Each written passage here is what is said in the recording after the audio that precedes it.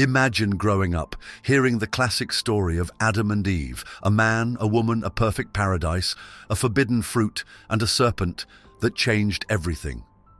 People have always taught us that humanity fell from grace at this moment. But what if this version is just a fragment of something much bigger? What if Adam and Eve weren't actually the first humans, but merely characters in a myth based on much older legends that existed long before the Bible was written? Many people believe that the story of the first humans began in the book of Genesis, but the truth is that similar stories have been found in ancient civilizations that existed thousands of years before. These civilizations, like the Sumerians, Babylonians, and Canaanites, had their own legends about a perfect paradise, a sacred tree, and a powerful being that tricked humanity. These ancient stories may have shaped our present Adam and Eve. The deeper we look into history, the more we realize that the concept of a divine garden was not unique to the Bible. The Sumerians, one of the oldest known civilizations, spoke of a place called Dilmun. The Sumerians described Dilmun as a paradise devoid of sickness, aging, and death. People described it as the home of the gods, brimming with lush greenery and fresh water. It bears a striking resemblance to the Garden of Eden, albeit penned thousands of years prior to the book of Genesis. The gods created a perfect land in this myth, but an event separated humans from it. The gods created a man from clay in another ancient civilization, the Babylonians. Like Adam, the gods gave him life and placed him in a sacred garden. But there was one problem. Just like in the story of Adam and Eve, there was a force that disrupted the peace of this paradise. The Babylonian story tells of a serpent that played a major role in keeping humanity from gaining eternal life. This is strikingly similar to the serpent in the book of Genesis, which convinced Eve to eat from the forbidden tree. The Epic of Gilgamesh, one of the oldest recorded stories in human history, contains an even more mysterious story. In this story, the hero Gilgamesh embarks on a journey to find the secret to eternal life. A serpent appears, steals the plant, and disappears just before Gilgamesh can use a magical plant that grants immortality. The idea of a snake taking away immortality appears in this story long before it was ever written into the story of Adam and Eve. Ancient texts from Ugarit, a city that existed thousands of years before the Israelites, are also available. In these texts, there is mention of a being called Adamu, who was connected to a sacred garden and faced a great challenge involving a serpent. In many of these myths, the serpent is not always an evil creature. In some versions, it represents wisdom, transformation, or the ability to see beyond what the gods allow. Some scholars even believe that the serpent in the book of Genesis was not meant to be a villain at all, but was later reinterpreted to fit a different message. Ancient cultures often saw snakes as symbols of rebirth and immortality as they shed their skin and appear to be born again. Another mystery is the tree of life. The idea of a sacred tree that grants eternal life appears in myths all over the world. The Babylonians had one, the Egyptians had one, and even the Greeks had a story about a tree that bore golden apples, guarded by a powerful serpent. The idea of a tree with forbidden knowledge is so common in ancient mythology that it's hard to believe it only existed in the story of Adam and Eve. Remember to join our community by subscribing to this channel. Genesis portrays the story of Adam and Eve as a perfect creation abruptly disrupted by disobedience. However, if we look at the myths that existed before the Bible, we find a recurring theme, one that suggests the gods themselves were not always in control. Many ancient stories describe creation as a struggle between order and chaos, where divine beings are constantly challenged by forces beyond their control. This theme appears not only in Mesopotamian and Canaanite mythology, but also in the biblical story itself, though in a more subtle way. One of the oldest known creation myths, the Sumerian story of Enki and Nin-Hursag, describes the paradise of Dilmun as a land without suffering, much like the Garden of Eden. However, Dilmun was incomplete. It lacked fresh water, vegetation, and human life until the god Enki intervened. While he solved the problem by bringing water and fertility, his interference also led to unintended consequences. He ate sacred plants that he was not meant to consume, causing his own body to fall into illness. He forced the goddess Ninhursag to heal him by creating new deities from his suffering, thereby altering the natural order. This early story introduces a crucial idea. Even gods could make mistakes, and their actions could lead to chaos rather than perfection. This theme is also present in the Babylonian creation myth, the Enuma Elish, which dates back to at least the 18th century BCE. The story tells of Apsu and Tiamat, two primordial deities representing fresh and salt water whose union creates the younger gods. However, when Apsu decides to destroy his own children for being too noisy, his plan is discovered and he is killed by Ea, the god of wisdom. In response, Tiamat rises in anger, creating monstrous creatures to fight against the gods. Eventually, Marduk, the storm god, slays Tiamat and uses her body to form the heavens and the earth. But his victory does not bring peace. Marduk must continue to fight off forces of chaos, reinforcing the idea that creation is not a single act of divine perfection, but an ongoing struggle. In these myths, the gods attempt to establish order, but their own actions or the interference of chaotic forces prevent them from achieving a perfect world. The story of Genesis follows a similar pattern. Yahweh creates a perfect garden and places humans inside it, yet almost immediately something goes wrong. A serpent, which is never explicitly identified as evil, manages to enter the garden and convince Eve to eat the forbidden fruit. Some scholars argue that this detail is a remnant of older traditions where gods were not all-powerful, but instead had to defend their creation from chaos. The figure of the serpent, for example, has direct parallels to Leviathan, the chaotic sea monster mentioned in Psalm 74:14 and Isaiah 27:1. These texts describe Leviathan as a multi-headed dragon that Yahweh must defeat, just as Marduk had to slay Tiamat in the Babylonian myth. Another ancient text, the Ugaritic Baal cycle, which dates back to around 1400 BCE, supports this interpretation. In this story, the god Baal battles a great serpent named Lotan, who is nearly identical to the Leviathan of the Hebrew Bible. The description of Lotan as a twisting, many-headed serpent symbolizes the chaotic forces of the sea. Baal must fight and subdue him to bring order to the world, just as Yahweh later does in the Old Testament. If this imagery of the divine battle against chaos was present in Canaanite mythology, it is likely that elements of it made their way into Israelite tradition. This leads to a fascinating possibility. The serpent in Eden may not have been an independent trickster at all, but rather a symbol of an older conflict between divine beings and the forces of disorder. In this case, the fall of Adam and Eve was not just about disobedience. It was part of a larger theme where even divine creation was vulnerable to disruption. This changes the entire meaning of the story. Instead of being a simple moral tale about sin, it becomes a myth about the fragility of order itself. Further support for this idea comes from another biblical passage, Ezekiel 28, which describes Eden in terms of a mountain of God and mentions a divine being, possibly an angel, who was once present in the garden but was cast down due to pride. This being, often associated with Lucifer in later interpretations, could be another reference to a cosmic struggle within divine creation. If so, then Eden was never meant to be a place of perfect peace, but rather a battleground where order was constantly being tested.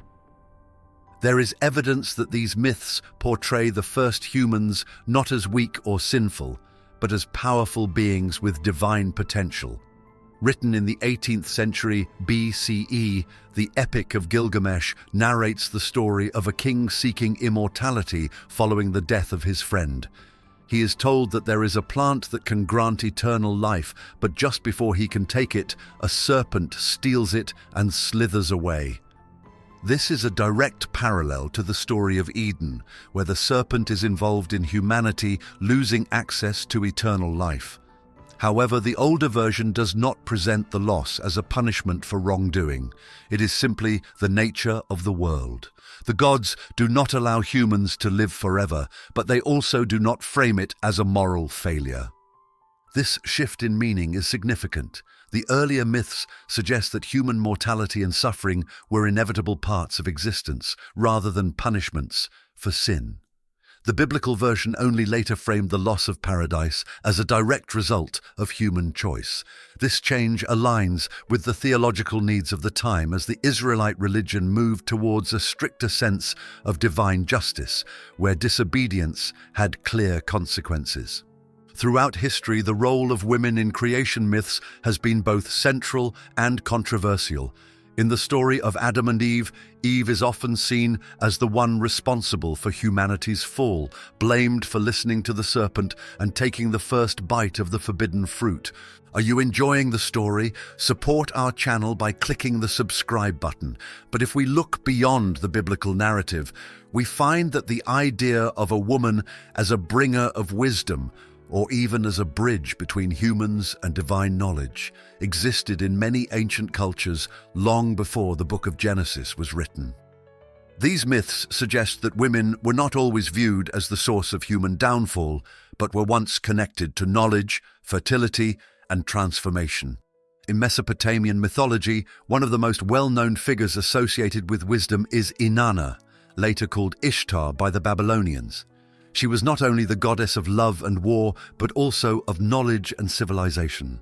According to Sumerian texts, dating back to at least 2100 BCE, Inanna was said to have descended into the underworld to gain wisdom, power, and understanding. Much like Eve's interaction with the serpent in Eden, her journey was one of transformation. She sought hidden knowledge, but it came at a great cost. This mirrors the way Eve's decision to eat the fruit led to the loss of paradise, but also granted her and Adam the ability to understand good and evil. In another Mesopotamian story, the myth of Adapa, we see an even stronger parallel. Adapa was a priest and a wise man who was offered the food of immortality by the gods, but he refused to eat it because he had been misled into believing it was a trap. As a result, he remained mortal, just as the tree of knowledge barred Adam and Eve from eternal life. Interestingly, in this story, it is the male figure who is tempted with knowledge and loses paradise, which suggests that the version in Genesis may have intentionally shifted the focus onto the woman to change the moral lesson. Greek mythology also features women as figures of wisdom and curiosity, particularly in the story of Pandora.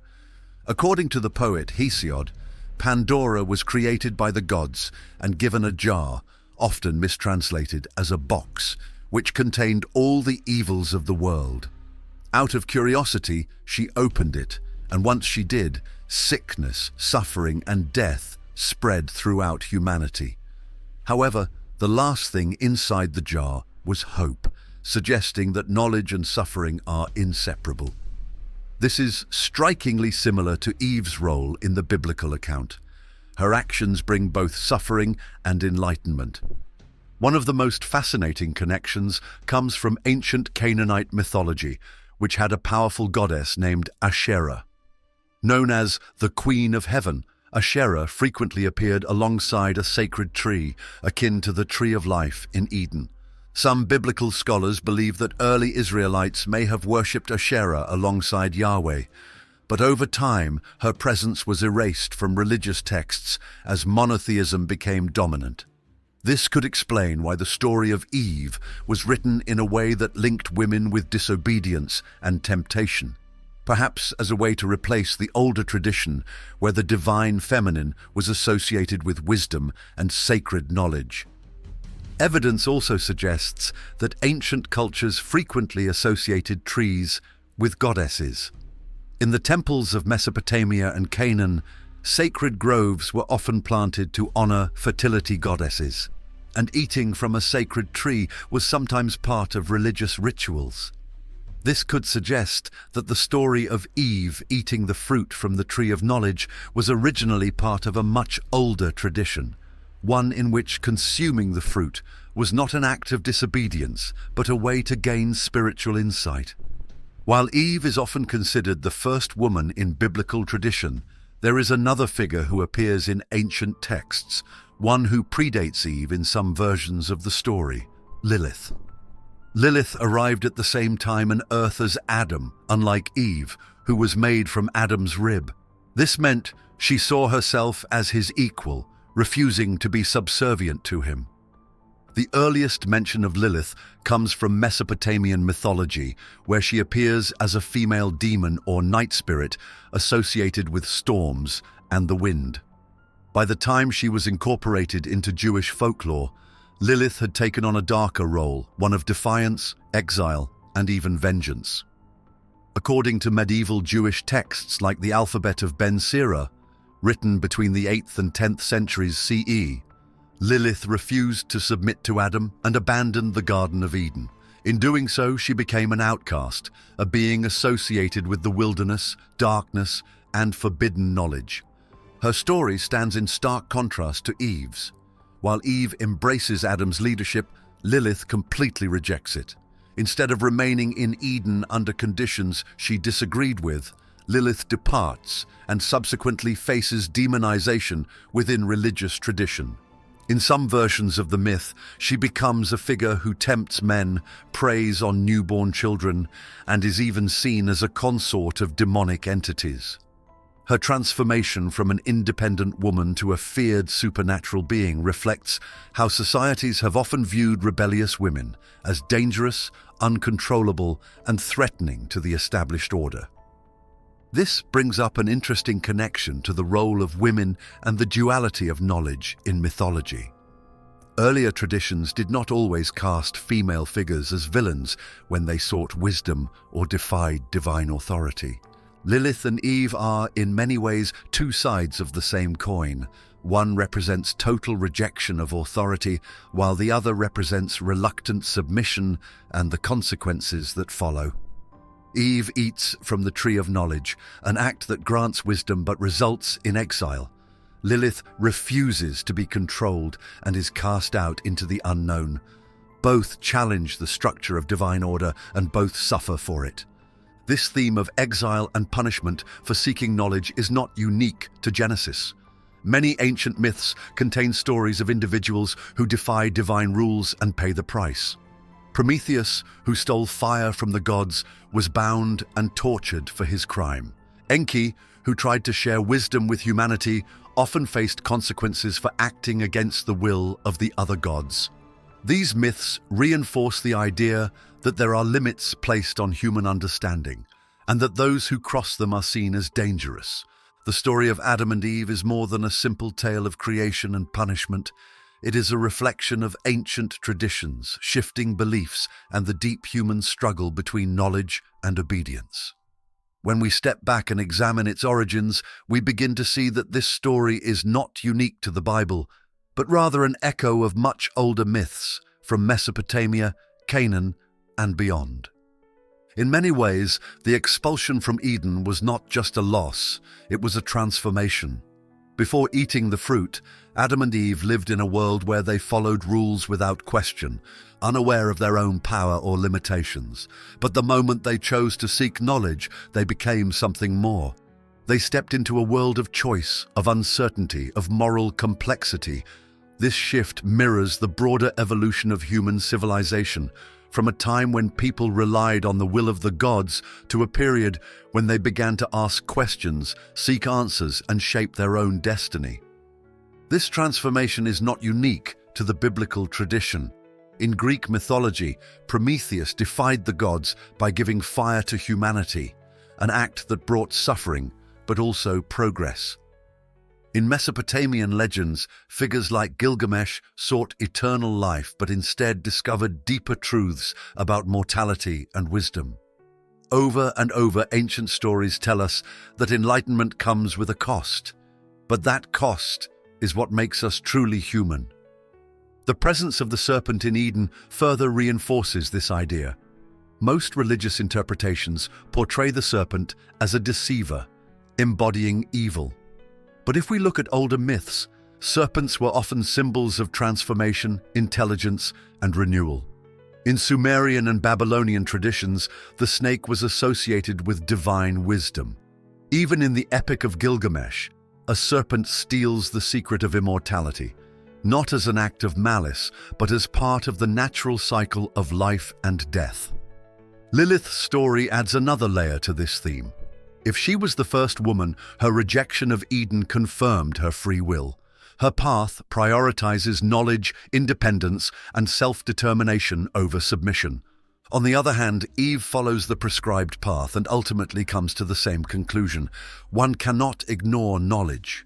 Whether through refusal or through experience, both Lilith and Eve challenge the limitations placed upon them, stepping beyond the boundaries set by divine authority.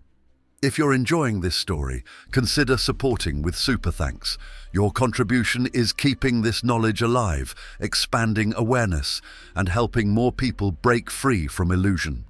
Perhaps the story of Eden was never about failure, but about the necessity of leaving behind innocence in order to grow. Maybe the garden was not a paradise meant to last forever, but a temporary state, one that humanity had to outgrow in order to take control of its own fate. The pain, struggle, and hardship that followed were not punishments, but the price of evolution. This perspective shifts the way we see Adam and Eve, not as sinners who doomed the world, but as the first humans to embrace what it truly means to be human. They were not expelled from paradise because they were unworthy, but because paradise itself was only meant to be the beginning of the journey.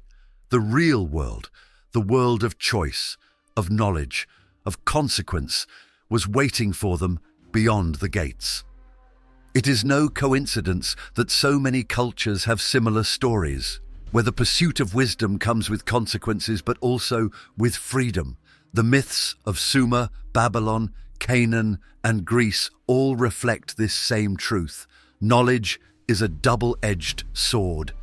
It grants power but demands responsibility. It opens doors but removes the comfort of ignorance. It is the force that shapes civilization, pushing humanity beyond the limits set by God's traditions and fear.